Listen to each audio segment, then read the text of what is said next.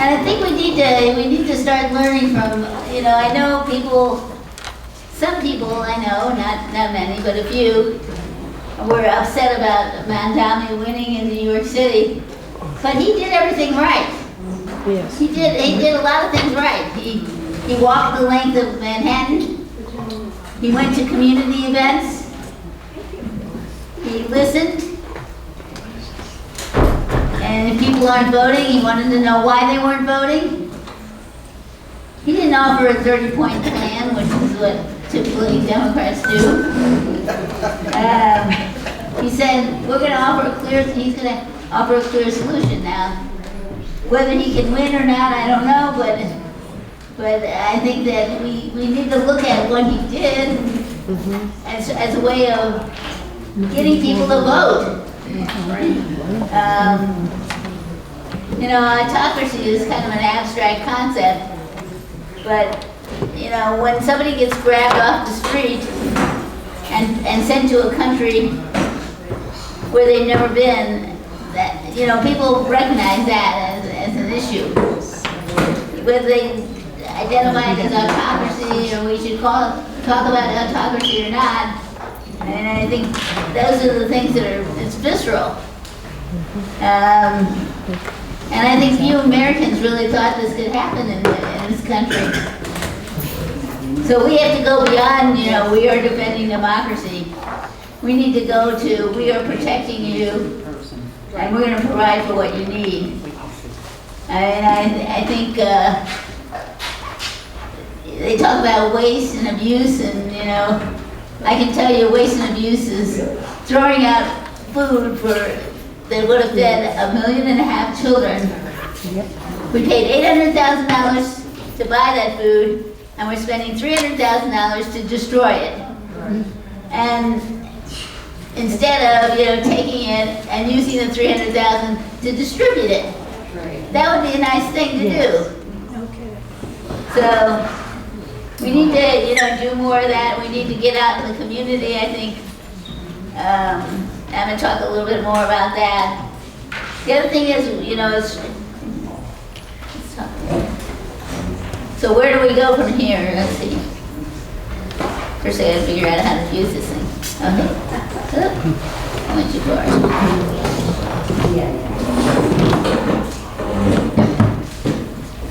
So I think right now we need to be focused on the elections in 2025, not 2026, 2025. There's three states that are having really important elections. Virginia, where they're gonna, the governor and the whole legislature is gonna turn over. Same thing in New Jersey, and in Pennsylvania, there's a number of court appointees that we want to retain. There's mayors that are running, and so on. So I think it's really important that we focus on what we can do right now.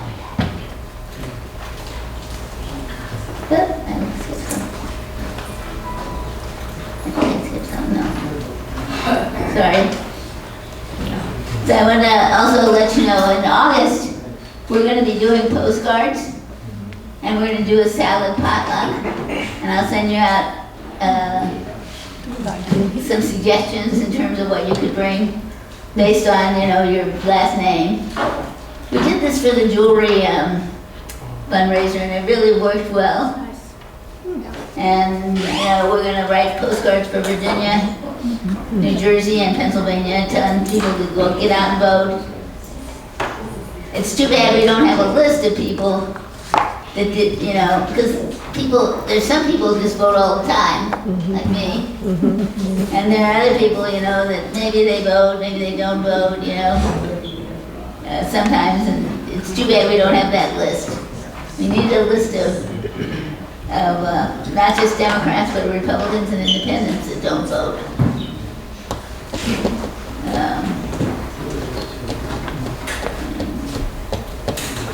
So yeah, so I'll send out this list, but it's basically I'm asking people if their last name begins with Well, I can't read it, my eyesight's going bad.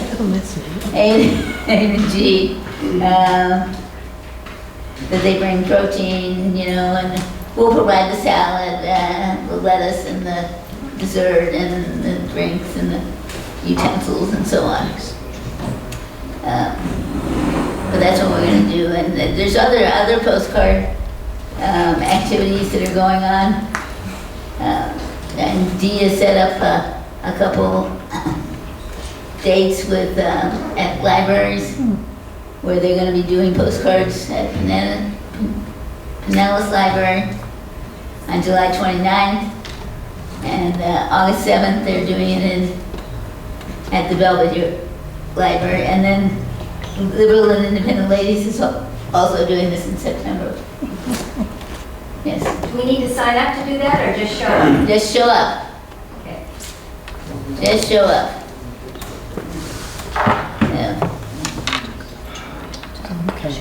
So it's really, really, really important that we not only win the election, but also win big, because it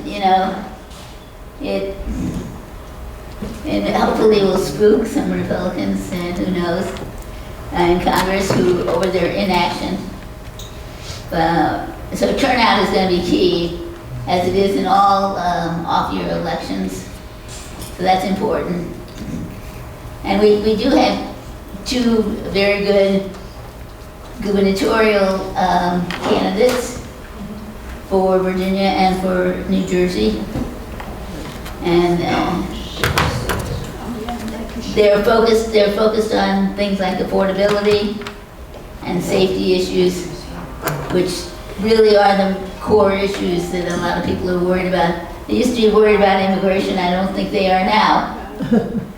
If anything, they're worried about what's going on, the way the immigration is going. Anyway, it'll help if we can win by a lot. If we can win by a lot, that's going to help a lot.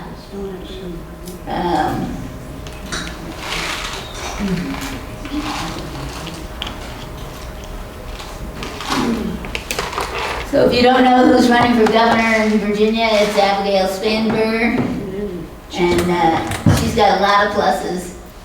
Really, she's got a lot of name recognition. And I was very impressed when I went out to mobilize and looked at who was, what activities were going on for Virginia. And every county seems to have somebody canvassing, leading the canvassing. There's a mobilize for every county in that state. So very impressive.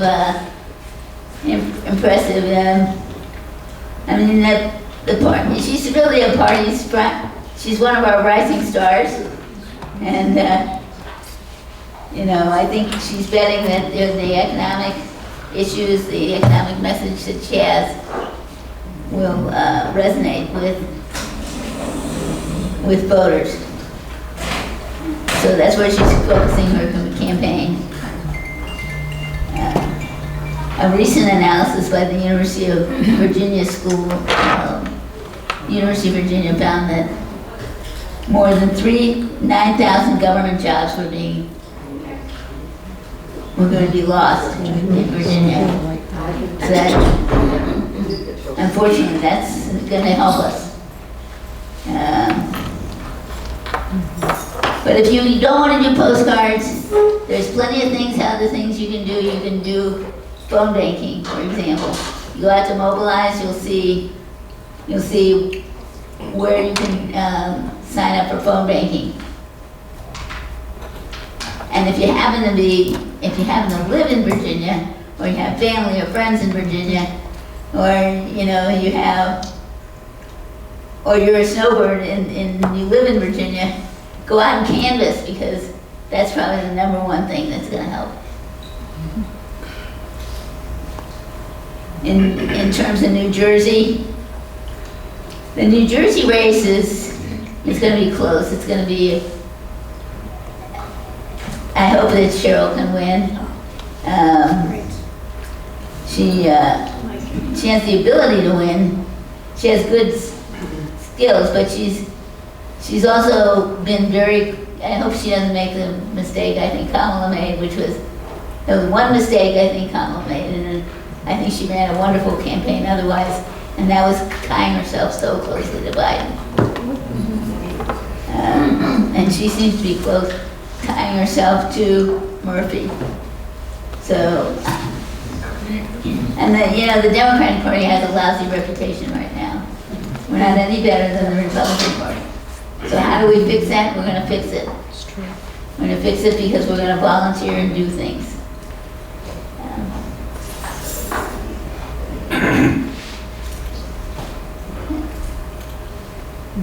So you can do phone taking. Again, if you have friends, family in New Jersey, or you're in New Jersey because you're a snowbird, go out and canvass or make calls. But there's plenty of things to do. It's not, nobody should say, what can I do? What can I do? There's plenty of things to do. In Pennsylvania, the Supreme Court there's three positions that are being, whether they're going to retain these judges or not, and it's going to influence the future of abortion rights and climate protection efforts, as well as democracy. So this is also a very, very important set of elections. There's also some mayors that are running, and I'm going to send out these slides because they have a lot of detail, but again, one thing I think I should mention too is that you need to show up at these rallies. It may seem like it's not helpful, but if you're well enough, I mean obviously the weather's been horrible here, but if you're well enough and can do it, you need to go to the rallies, because there was an important study that was done that you should look at. It's called To Overthrow a Tyrant. Try the 3.5% solution. And what they found is they looked at, I think, 300 something different elections over the last 20 years or so.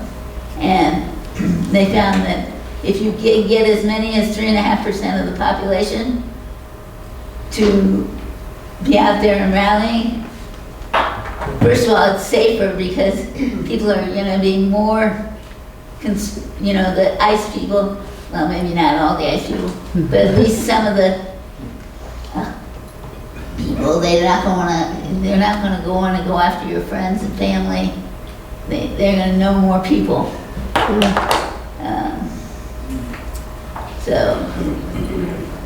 So with a population of 327 million, we need to mobilize 11.5 million. And we did pretty good last time. I think we got 5 or 6 million, so we're on our way.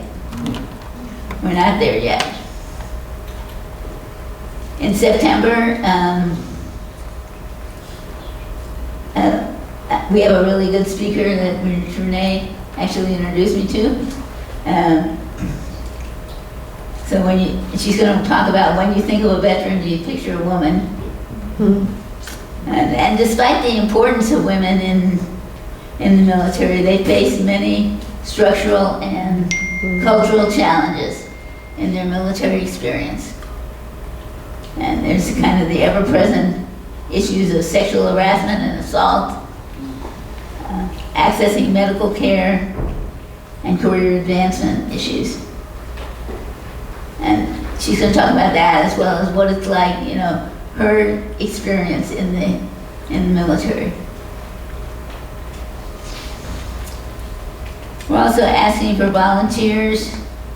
We're going to do a Medicare Advantage focus group, which is going to be led by Florida Decides Healthcare. There's a sign-up sheet down there. Hopefully you'll sign up. And because it looks like if you talk to, if you look at what Dr. Oz, who's head of CMS, he wants to just move entirely into Medicare Advantage.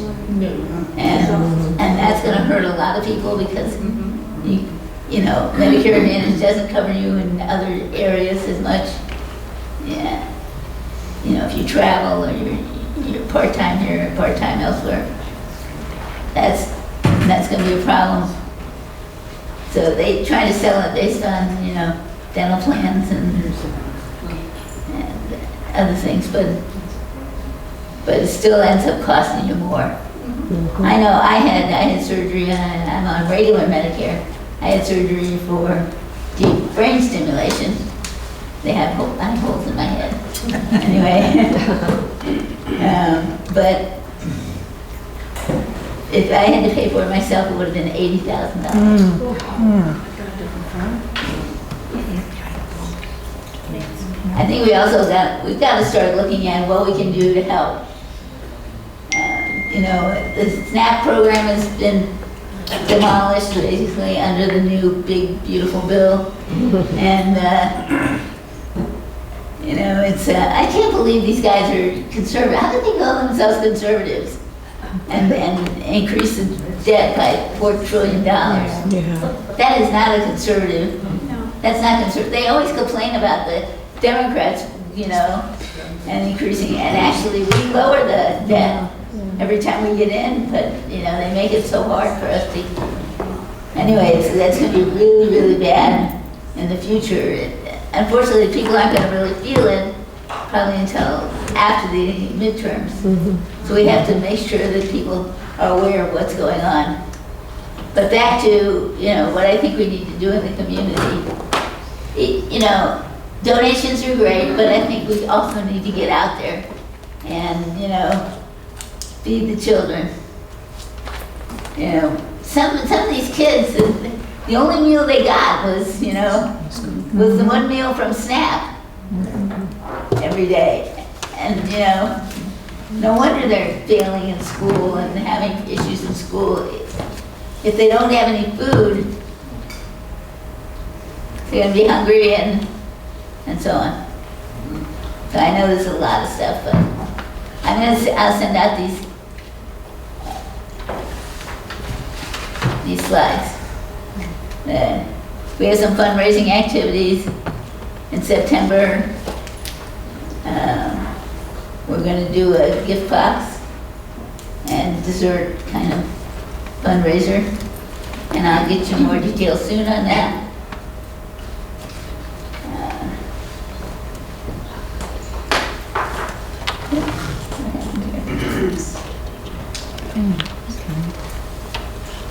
There's an annual fundraiser in Marion County.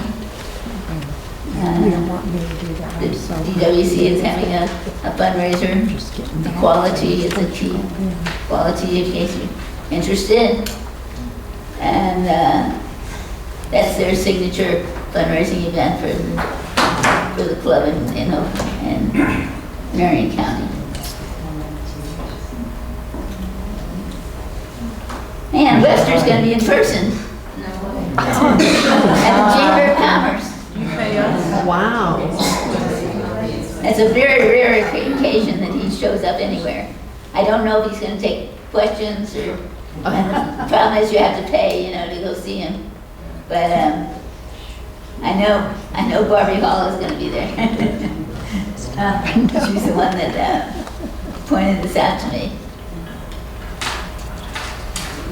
Okay, now.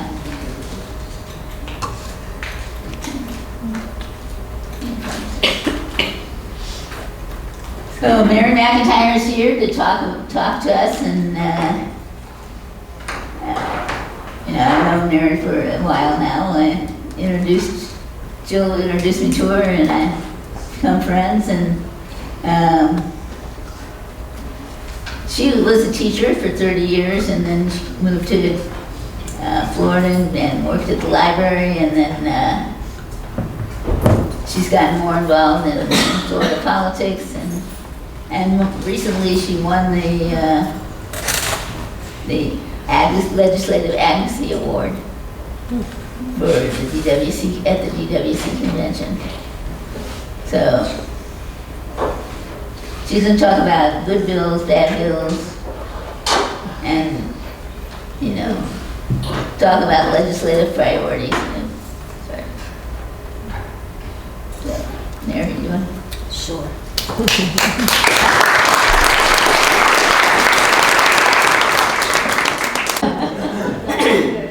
I see some familiar faces here. I will be taking a slug of water now and again.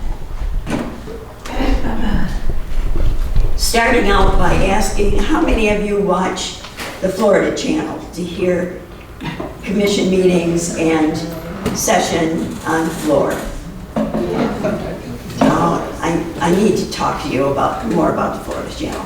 How many of you have been to Tallahassee at the Capitol? Oh, good, excellent. This year was my first year going to Tallahassee. And boy, did I learn a lot. One of the things that I took away from there is that if you watch the Florida Channel, you only really get to see who's speaking. Whether it be a committee person or someone from the audience or okay, fine. And the interesting thing is when you go to Tallahassee, you get to see everything. You get to see how many people are in the audience. You get to watch the committee people. You have to hold it straight. I have to hold it straight up. Okay. You get to watch the committee It people. was working on the stand.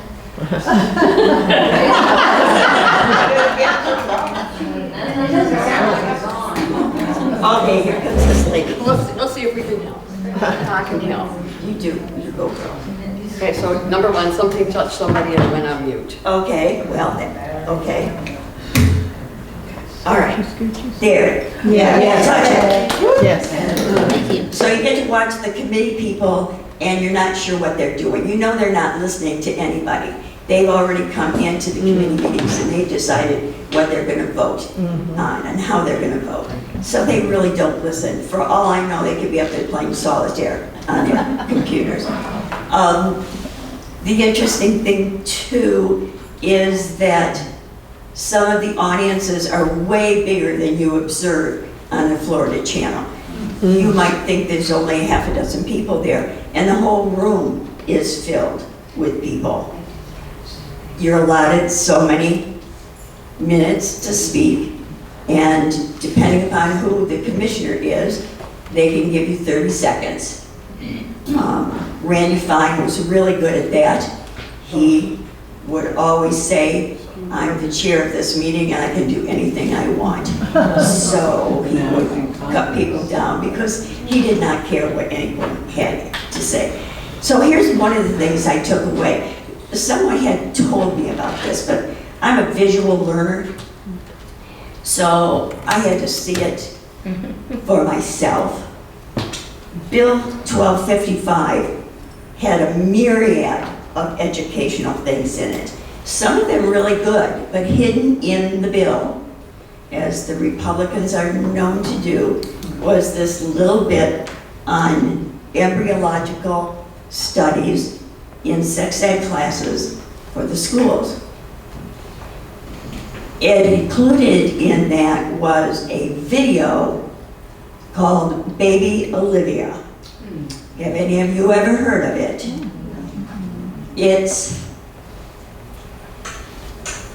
a 30-second video on embryology, shows the baby in the womb, is medically inaccurate, and it has a lot of subliminal messages in it.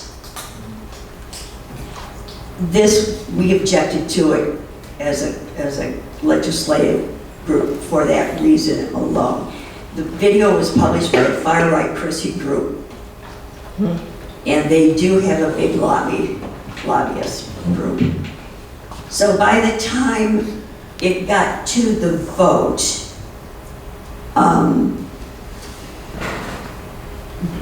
they vote for each other. If you vote, if you're not in the seat. So right in front of me was Representative Valdez, and 3 of her colleagues were not there. They're like ants. They run all over, they're here, they're there, they're back in the bubble room and doing all of this stuff. But when it came for the vote, they sit at a table of 4 with your electronic voting right here, and she went boom, boom, boom, boom. And you know what? It's legal. Because one person, one vote is not in the rules for electronic voting. So if you're in the bathroom or you're off talking to somebody somewhere and you're not sitting there, your colleague can vote for you.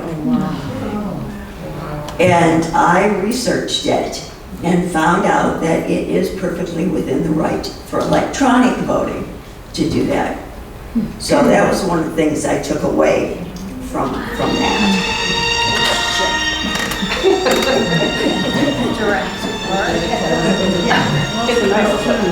Sad music. So Sue asked me to concentrate on some of the education bills. There were good ones passed, bad ones passed. Good ones failed, bad ones failed.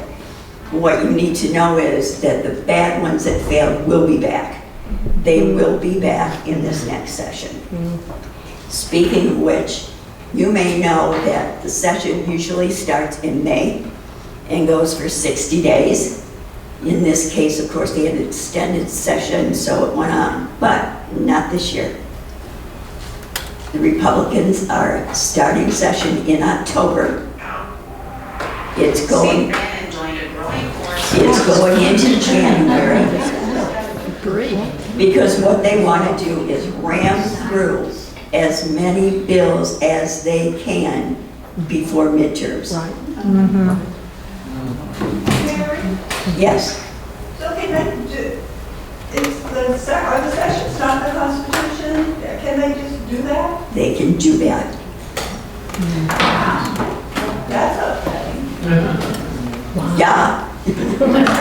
Yeah. Wow. So here are some of the bills that passed, and some of them they cross over different lines. Some of them sound like they should be in health and safety, and they are, but they cross over. Electrocardiograms for student athletes. CPR training, they are requiring all schools by 2027 to have AEDs. You've probably heard of Carlos Guillermo Smith's anaphylaxis bills, where the schools are required to have EpiPens in the offices, and will train staff to how to inject them. School start times are now up to individual counties instead of state designated times.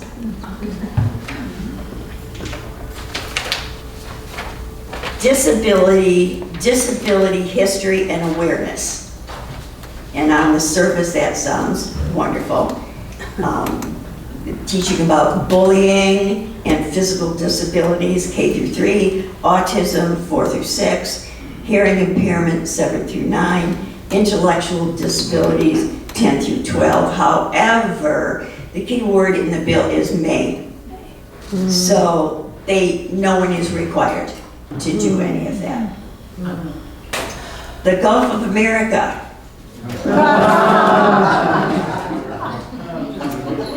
Any new textbooks must say the Gulf of America.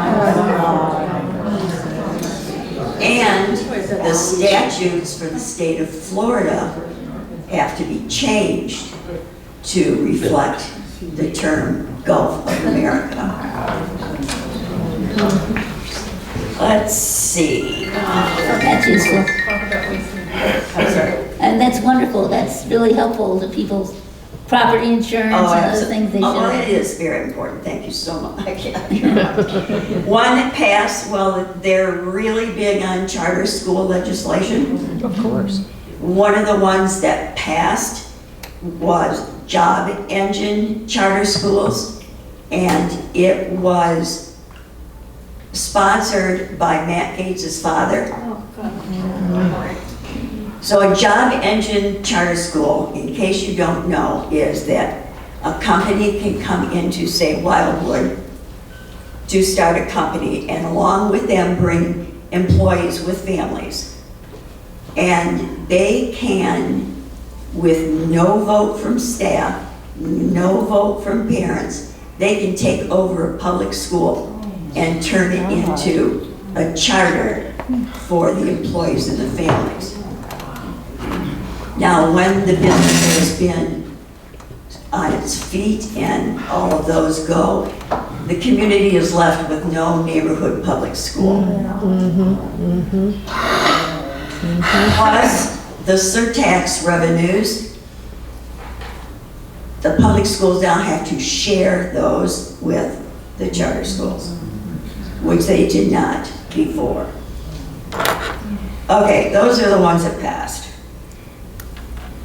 One that failed, which was a charter school bill, was called co-location. And what that involved was a charter and a public school sharing the same building. It would be kind of like Home Depot and Lowe's operating under one roof. The charter school could do its own. They're not required to do the testing that's available in the other schools. They would have their own code of conduct. They would not pay anything towards upkeep of the building. They would use all the public school facilities with nothing on them. That would fail. Will it be back? You can bet. Absolutely, it will be back. There was a bill that was to deal with compensation for veteran teachers, because in a lot of areas, incoming teachers will be making the same salary that a 20-year teacher will be making. There was a proposal to create longer teaching certificates, which would be 10 years, and it would help to decrease a whole lot of red tape that was going on. And along with that, multi-year contracts. Now, it's always 1 year, and there's no job security with the 1 year contract. University transparency. It would take away the governor's ability to put his fingers in the pie and decide who the president was for a university, but that failed. Will that be bad? Yes, it will. Now, here's one that failed that was very, very happy. The child labor rollbacks. It would have eased the restrictions on teens, and that failed. Here's another one that failed that makes me personally happy. It's HB 1505. The bill was,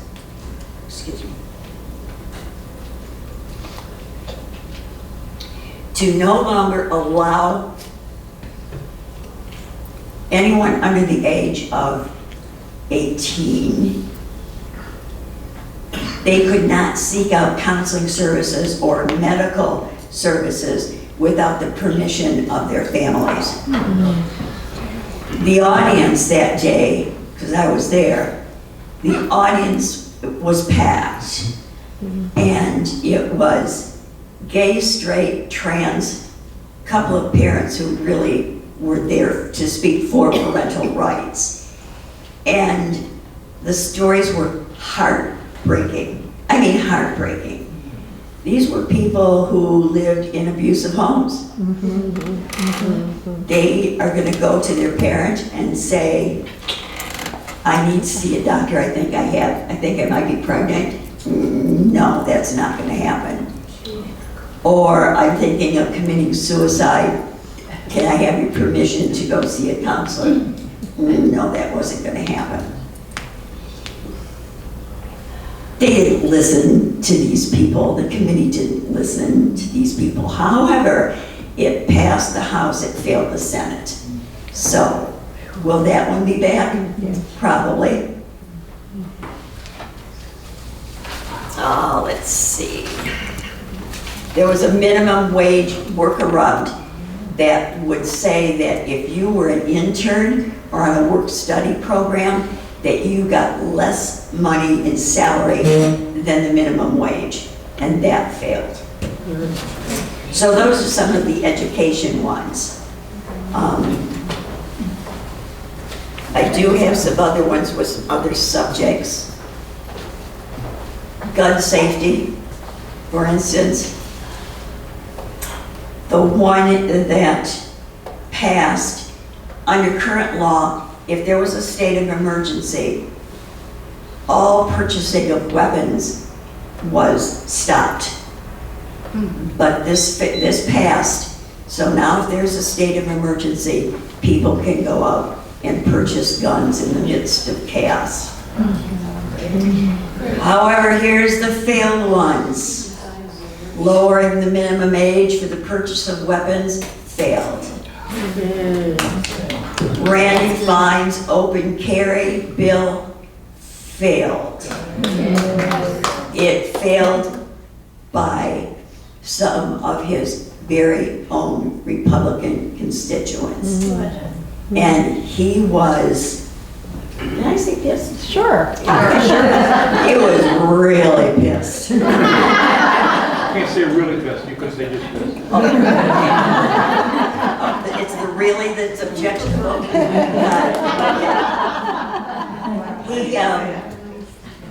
When he provided open carry on college campuses, dorms, fraternities, social events, open carry.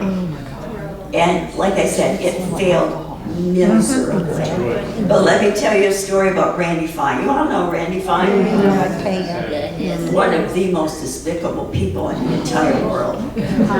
He went into his next committee hearing where he was chair, and this is where he cut people down to speak 30 seconds, and there were people there who had come from West Palm Beach just to speak at this committee hearing.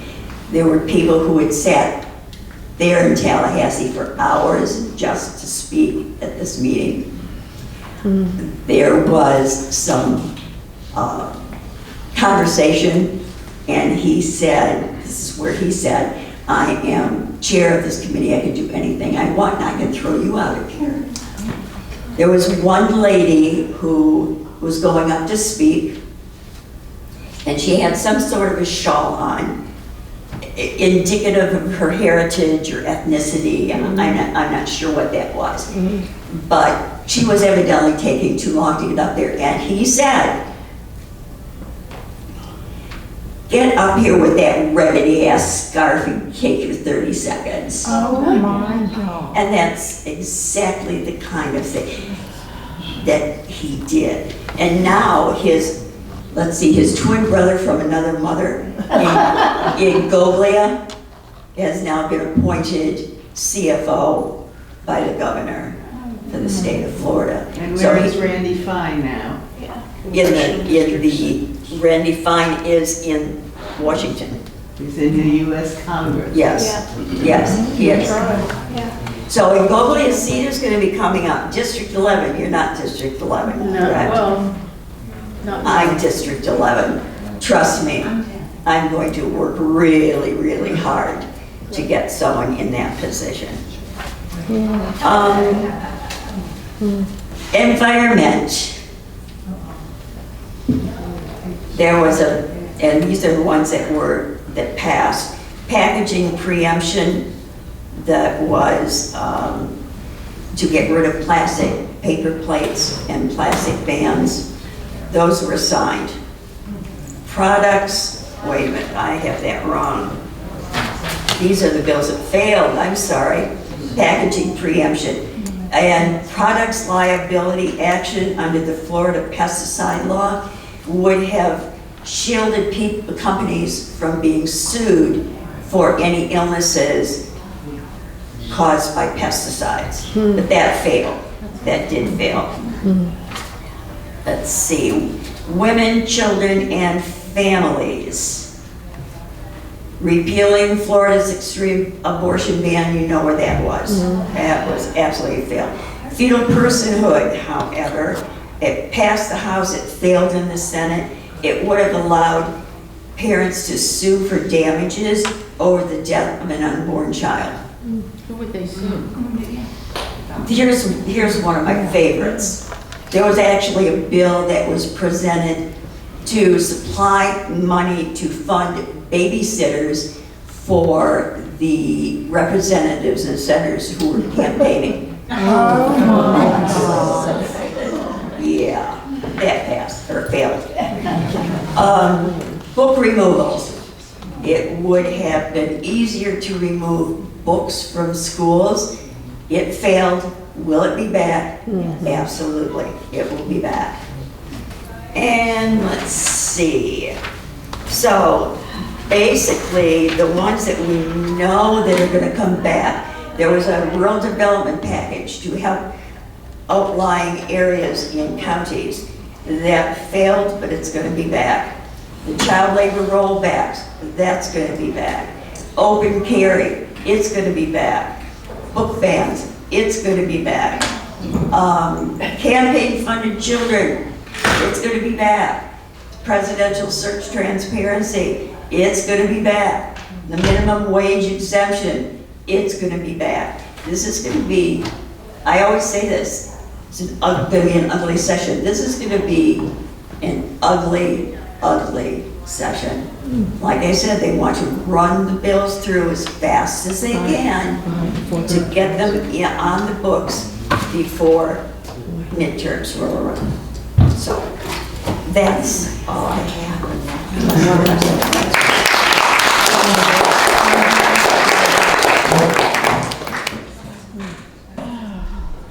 No questions? Oh, good. And first of all, before, thanks, Mary. You're welcome.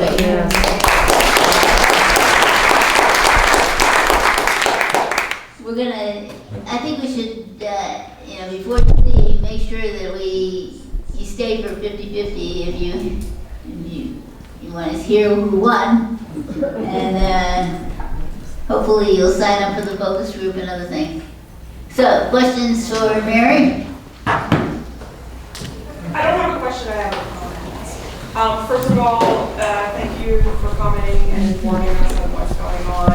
I want to comment on what you're saying about Tallahassee and what's happening there.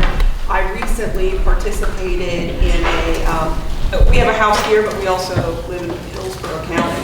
And I recently participated virtually in one of those commission meetings. And what I was most struck by was, first of all, the time limitations on the comments that I had about zoning and environmental impact. And I want to see, as a resident, what the environmental impact studies have been done, what the results were, how is this going to impact our insurance, all this kind of stuff. They just said, okay, thank you for your comments. So I was completely dismissed, basically.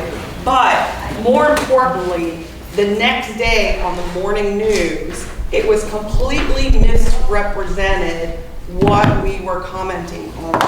And in a semi-rural area where the proposition was to add 150 new homes on less than half a mile of a road, on the news the next day, they said, well, these are 20 homes. And it was just a complete misrepresentation. And on that same road, or within a mile radius, there's 3 lakes, and I happen to live on one of those lakes. So I can't believe that the commission just completely misrepresents what is up for the zoning and the comments. And it's not 20, it's 150. It's at least 300 people, probably more.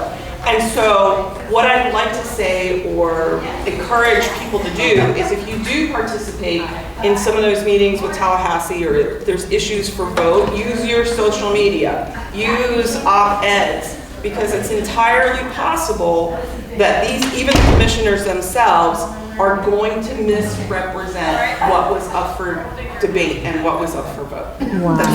Wow. Misrepresentation is the Republicans' middle name. Yeah, I know. It's what they Just do. call it lying. Lying, it's just lying. Okay, that's what they do the best. For a local commission? It was in Tallahassee, but the subjects on the docket for that day were Hillsborough County subjects. Okay, so it was a county commission, or this was representative or senate? I don't even know, I just was asked to speak. Well, usually zoning issues and that type of thing are local issues. Okay. Can I speak to that for just a minute? But still, I'm sorry, it was on the Tampa Bay News, which reaches all the way here. Yeah, So, complete misrepresentation of what occurred. Can I talk for a second, Sid? Sure. All right. I'm going to get a microphone, and y'all don't know who I am, but I'm going to make that clear. Hello, everybody. My name is Trevor Roberts. I'm the Lake County Democratic Party Chair. I'm also a villager, and I'm also Mayor Pro Tem of Lady Lake, so I'm an elected position. So, I want to talk to you about getting Democrats elected in local positions, okay, for just a minute, because most of this zoning and road work and everything has to do with county and local issues. And we all know that there's a lot of road problems throughout Florida because Florida has grown so much lately. I was just at a meeting 2 weeks ago with all the mayors and town managers in Lake County, along with the Lake County commissioners. And basically the commissioners of Lake County told us they were about $560 million short of fixing the roads in Lake County. And now they want all the municipalities to start coughing up money to do the things they were supposed to do. So a lot of times we don't talk about local elections because we don't think they matter much, but they really do affect you. So when you have CDD elections, when you have local county commission elections, these are things where you can really make a difference. In Lake County, we have 6 municipalities that have elections this year. We are going after municipal organizations. Mount Dora, by the way, is an all Democratic, I'm sorry, 6 out of 7 Democrats in positions in Mount Dora. And you see how nice they keep it, what they're trying to do. They're trying to hold down growth and make smart growth. One of the things, when I was in Tallahassee this year, they were talking about the Live Local Act. There was a Representative Lopez who was trying to push through this Live Local thing where anybody with enough land could stick an extra trailer behind their house to give another additional dwelling unit. And if you had a church, you could put multiple ones, or if you lived next to a church, you could put multiple ones. Thank God that failed. The legislation and the representatives and the lobbyists from the Florida League of Cities helped fail that. But the reason I'm talking to you now, you want to know what you can do, donate, go help people that are running campaigns. They need the help, whether it's to pass out flyers or pass out turfs for people that are willing to knock doors. You can really make a difference if you volunteer your time or your money or your energy or your help to local races for the local people. So that's all I have to say. Yes, ma'am. How do we demand, because I thought I was doing that, I did, I want to see where do I get that information, the environmental survey information? So environmental surveys are required when they're trying to develop the areas. What I would do if I were you, no matter what the municipality is in, contact the growth management office of that municipality. Because there's a director of growth management that can talk to you to the very specifics that you're looking for. They have to do environmental surveys. They look at where the gopher turtle holes are in the properties and all sorts of things, like Lady Lake in specific that I can speak to. We have tree legislation. If it's a laurel oak or a live oak, you can't take it down unless it's dying or dead or about to encroach on a house or property. So, and it requires a whole lot of bureaucratic red tape on purpose. So if it's a historic tree, in other words, there's a whole bunch of stuff about how big it is and what the girth of the tree is. So these things are known to the local officials. So if you've not gone to a local meeting, show up at those meetings. That's where your social media can get people to those meetings. There was a big organized effort. Some of you may not know, but up in Lake County, just by Lady Lake, there is Grand Oaks Equine Museum and so forth. The Grand Oaks people organized and showed up at every Lady Lake Commission meeting going, don't annex, don't annex, don't annex, we don't want it. And it had an effect. So you can have an effect. You just need to empower yourself to go up there and open your mouth. So that's all I have to say. Any other questions, comments?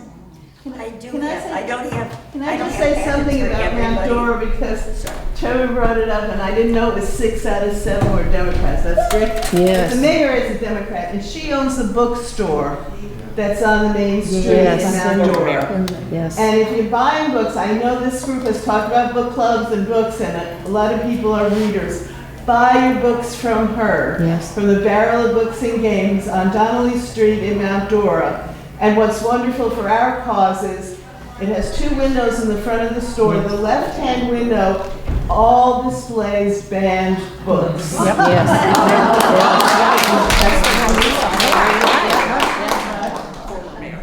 Oh, she's former. Yeah, James Homage. Other comments? Where we go to lunch, Paula? Pardon me? Here she is. Belgrade, Belgrade? yes, around 11:30, so I don't even know what time it is. Bye, Jill. 16 people are going, 16 people have said yes, Paula. Okay. Okay, So you know. I do have some packets here, not enough for everybody, but if you have a burning desire to see what I talked about, it is on these if you like one. Joe, you wanna bring up the 50/50?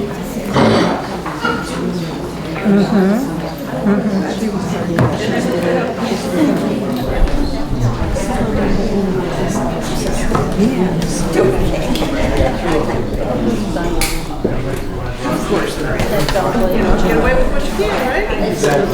Mary, you wanna have a ticket? I get there, don't put my mouth in front of the other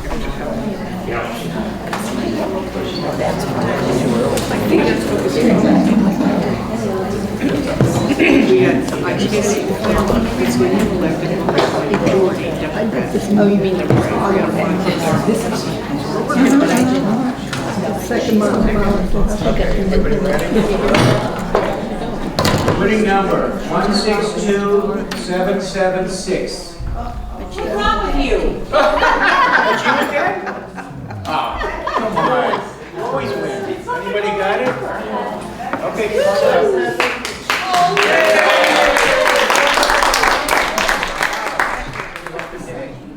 You're right. You needed some good luck. You told me. Okay, one more. Take a ticket. Oh, that's right. Still Yes, in. oh, yeah, it's Okay, good. here we It's a go. good house, yeah. 162800.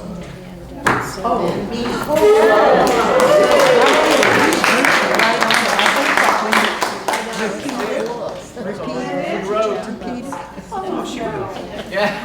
You won before. Come on. Thank you for your donation. So, but I think we're done, right? Done? Get up. It's a little early to go to lunch, so I'm Oh, sure D they'll. wants to be recognized. Okay, D. So, are we still taking, Yeah, you wanna take this?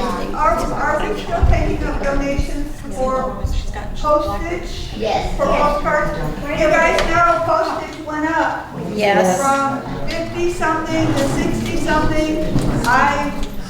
We tried to get postage before they went up, but we still need more stamps. So if you have a few extra dollars in your pocket today and you want to donate, where are we taking it? Oh, right here. The bucket, right here. Yes, Hey, I just saw something the other day that you can buy postage paper and I know. I don't know about that. I'm just saying, I go to the No. stamp board and do something. Well, Costco has that's all. Okay. Thank you. So, our Blue Gala is going to be October 20th.